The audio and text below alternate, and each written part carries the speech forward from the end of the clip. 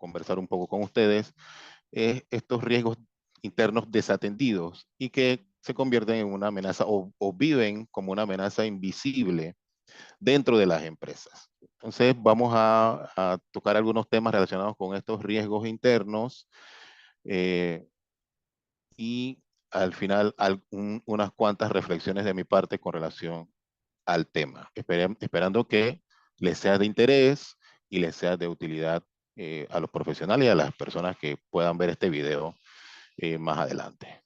Yo traje o coloqué unos temitas que voy a repasar o voy a explicar un poco entre esos dos, que son los riesgos, como para iniciar un poco por lo más básico. Obviamente para muchos de nosotros ya entendemos que son riesgos y de qué se tratan, pero probablemente en un futuro cuando revisen el material, probablemente esa parte sea de interés para alguien. Mira, slide, algo de administración. Y un poco de, como dije, repaso rápido para los profesionales que ya estamos y que entendemos el tema de riesgos. Básicamente los riesgos son situaciones que pueden o que limitan la capacidad de las empresas de lograr sus objetivos o lograr sus metas o lograr algunas de sus proyecciones o limitar las estrategias que desarrollan las empresas para mantenerse en el mercado y ser competitivos. Esto o esta definición cortísima que les comparto aquí, basado en los conceptos que desarrolla el marco de referencia COSO-RM, que es un marco de referencia para desarrollar, implementar y dar seguimiento a los procesos de control interno, a los sistemas de control interno. En Panamá es de gran uso, de mucha referencia y de mucho desarrollo para las compañías localmente, y y todas las transnacionales probablemente utilizan como referencia este marco de control interno como una regla general, ¿no? Entonces, como los riesgos son inherentes a la actividad económica, no se pueden separar de los negocios, no se pueden separar de las empresas.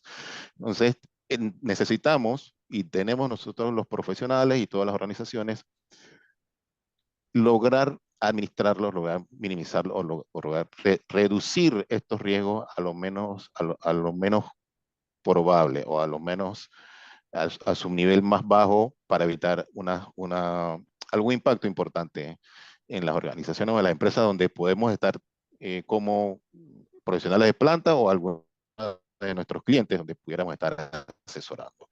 Sin embargo, los riesgos no existen por sí solos. También las organizaciones tienen procesos dentro de ellas donde obviamente hay unos que son mucho más, eh, como más importantes o no necesariamente más importantes, son el corazón de la actividad, y hay otros que son suplementarios o complementarios dentro de las empresas. Entonces, eh, basado en eso, yo tengo algo más que decir sobre los procesos. Rogelio, antes de cambiar a la Obviamente, diapositiva, hola, podemos regresar justamente para ir ajá, conversando de este tema y no se vuelva un ok, monólogo, sino algo que podamos compartir y claro, conversar contigo.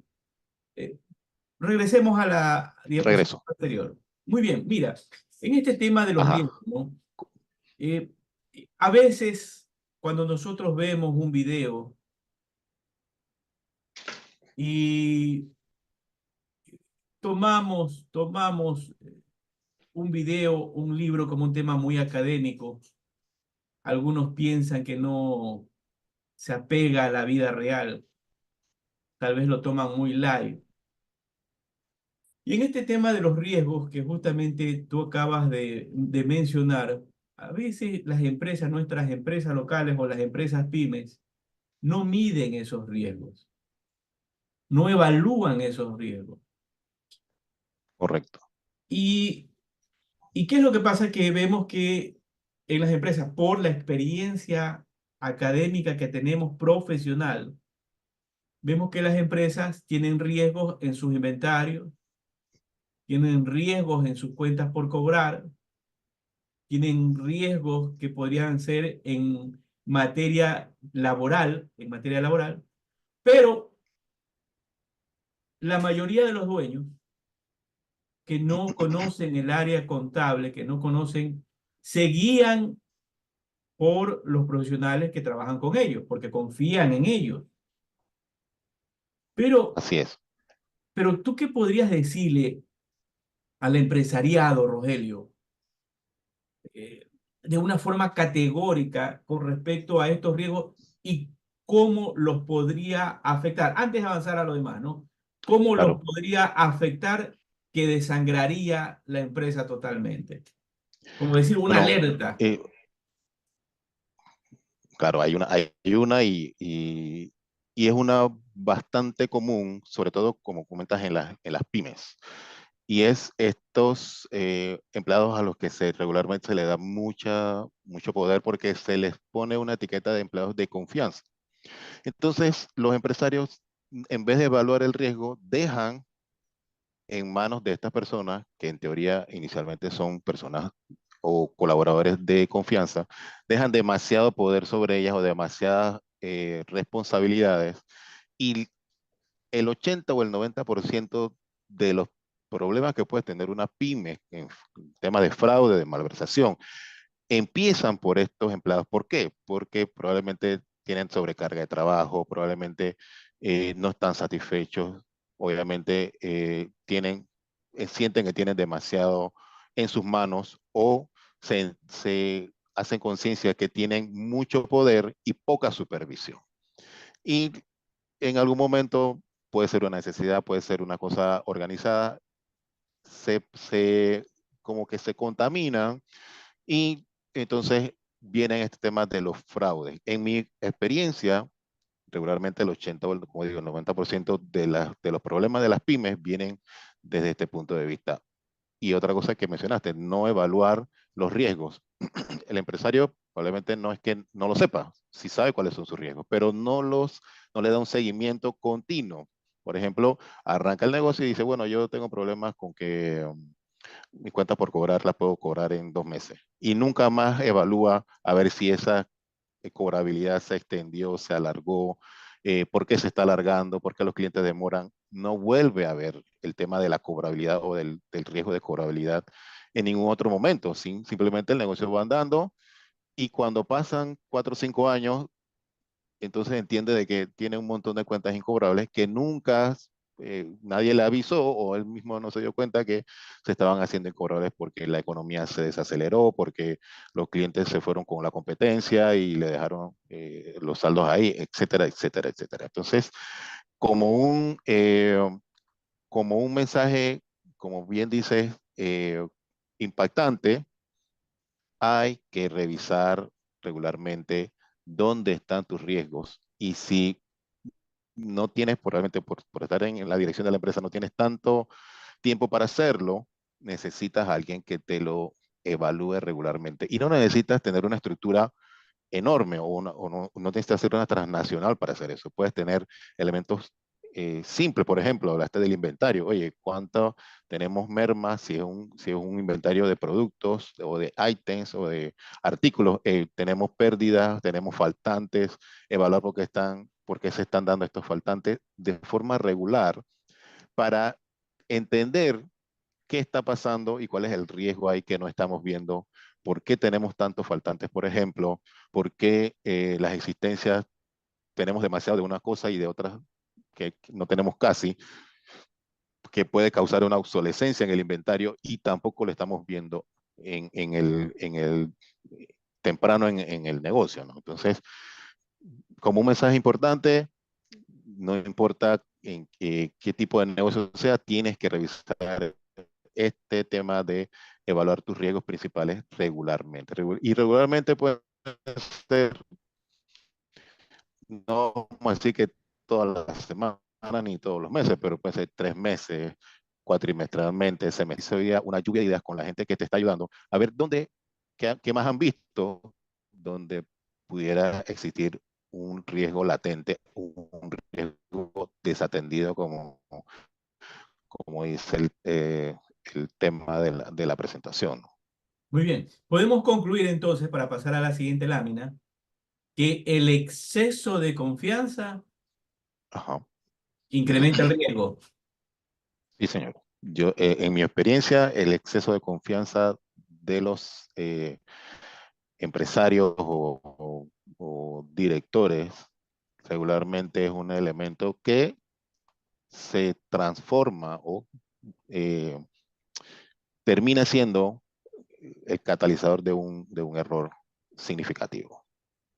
Bien, bien, continuamos. Listo, gracias. Bien, entonces, entendiendo que estos riesgos están eh, inmersos en todas las organizaciones, en todas las empresas, en toda actividad de negocio, también es importante, o pienso yo, necesitamos separar o de entender cuál es el corazón de nuestra actividad, o cuáles son los procesos que son el corazón de nuestra actividad, y cuáles son los que pueden ser complementarios o suplementarios. Entonces, desde ese punto de vista, yo, o se clasifican o se separan tres tipos de procesos a lo interno de una organización, o procesos del área principal de la empresa y procesos claves. Y pareciera que todos son importantes o que todos son relevantes, sin embargo, hay un pequeño elemento diferenciador donde el experto o el que maneja la organización debe entender cuáles pueden ser procesos que sí afectan, pero que no detienen o que no trascienden en un problema grave en la organización o la empresa, y hay otros que nunca pueden ser detenidos. En este caso, de estos tres, por ejemplo, el proceso crítico es aquel que nunca puede fallar, que es un elemento o que es un proceso, por ejemplo, en la manufactura, el tema de la materia prima, si no tengo adecuada materia prima o suficiente materia prima, definitivamente mi organización o mi empresa se va a detener. No importa si yo tenga un excelente departamento de mercadeo o de investigación y desarrollo o de distribución, si no tengo el producto suficiente para hacer esta distribución o para hacer este mercadeo, pues simplemente la organización se detiene. Entonces, estos procesos en una empresa, en una pyme, por ejemplo, como has mencionado, es fácil de identificar. O sea, si es una empresa, por ejemplo, de compra y venta de mercancías, su inventario es la clave, es parte de un proceso crítico. El almacenamiento y el custodio del inventario. Entonces, eh, tenemos procesos estratégicos que pueden ser como un mercadeo, pero no necesariamente si el departamento de mercadeo no viene a trabajar, la empresa se detiene. Puede que demore un poco más en sus estrategias de ventas, pero no lo detiene y no le afecta directamente en su ejecución o en su operación. Y los procesos claves son los que agregan eh, este valor al negocio. Por ejemplo, la entrega a tiempo, por ejemplo, para Amazon, sus entregables o su entrega es como parte de su proceso de valor adicional al cliente. O en ese mismo caso, Amazon, su proceso de reclamaciones, que regularmente es rápido, regularmente sin mucho lío, y eso es como un valor agregado. Pero si ellos no tuvieran este área de reclamaciones, podrían seguir vendiendo productos indistintamente si no lo tuvieran. Entonces, son procesos que a veces complementan, que mejoran la experiencia del cliente sobre la organización, pero que no necesariamente los detienen. Ahora, Rogelio, ya, Ajá, referente a este dígame. tema tan importante que estamos hablando de estas amenazas invisibles que tienen las empresas, que no es fácil identificar, no es fácil porque hay que tener un conocimiento sobre la actividad del negocio. En este tema tan importante que Correcto. hablas de los procesos, un ejemplo, voy a poner un ejemplo en este momento, una dinámica. Vamos a suponer que Ajá. abrimos un reloj con todas las manecillas. Yo te hago una pregunta. ¿Tú entiendes cómo funcionan todas esas manecillas? ¿Cuál De sería la primera, de primera mano no, porque no tengo la experiencia. Entonces tendría que llamar a un experto o un relojero. Entonces, para que me diga, bueno, estas piezas son reemplazables, estas no, y así entender su, eh, mecanismo? sus mecanismos internos para poder entonces solucionar el problema. Por ejemplo, si es una cosa que le falta una pieza o que no funciona, y eso probablemente lo podemos trasladar prácticamente a cualquier parte, a cualquier actividad profesional de cualquier área, ¿no? Primero debemos entender, si no lo entendemos, pues localizar a un experto, traer Claro, a un experto. y es que ahí justamente lo que tú hablas en el tema de los procesos, es que no, por la experiencia nuevamente que tenemos, no todo el mundo conoce esos procesos, no conoce esos mecanismos y no conoce cómo están engranados. Y a veces, al no saber cómo están engranados, Rogelio, lo que pasa es que la empresa comienza a tener una serie de problemas. Un ejemplo, Se en este va, tema de los procesos que tú acabas de mencionar, los, los procesos estratégicos, los críticos y los claves, decías un tema sobre el tema de marketing. ajá, Claro, si la señorita de marketing no está, no se va a paralizar, vamos a vender, pero hay que conocer la actividad. Ahondando correcto. en este tema de los procesos,